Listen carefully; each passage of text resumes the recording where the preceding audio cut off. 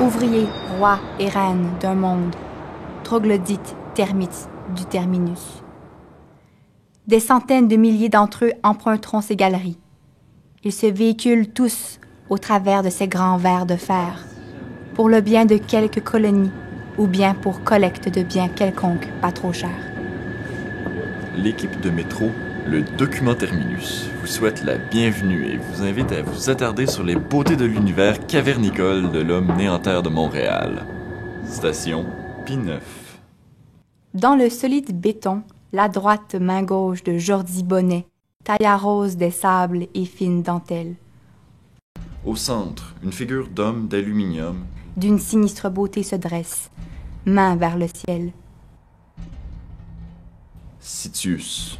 Plus vite, Altius. plus haut. Fortius. Plus fort. Alors voilà. Notre curieux bonhomme incarnerait donc l'esprit olympique, flamme qui aurait brûlé dans cœurs et muscles de quelques 6084 athlètes.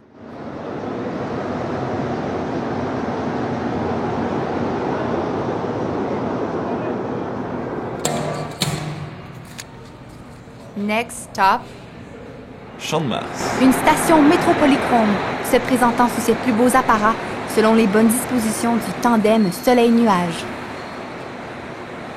Nom étant une lointaine allusion à un dieu romain qui voyait rouge. Rouge. Ici, on voit aussi vert, bleu, jaune.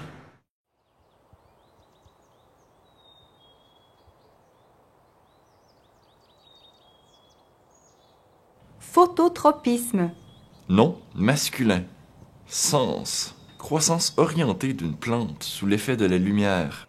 Square Victoria. Cette bouche de métro est un élément typique de la flore parisienne.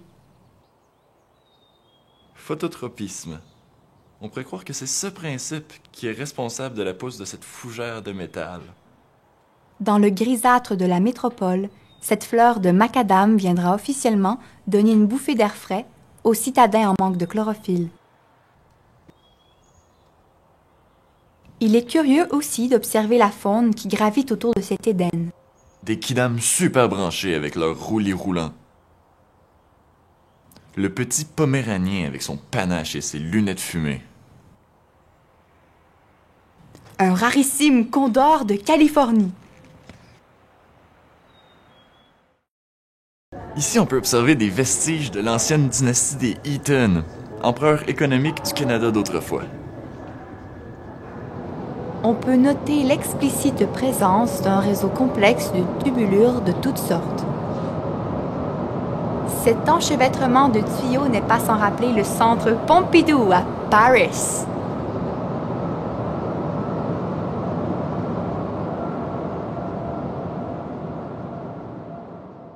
En effet, ce dit musée est un haut lieu de l'art moderne en France et son architecture même est constituée de conduits et de canalisations du genre.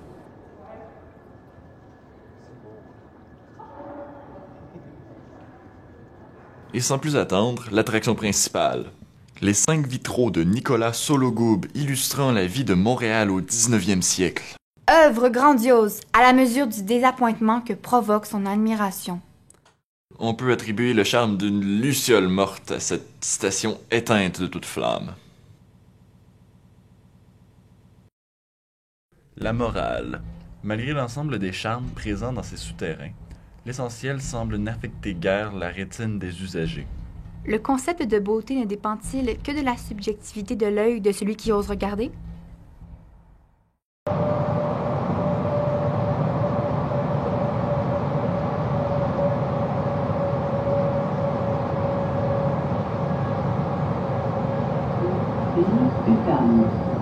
Terminus.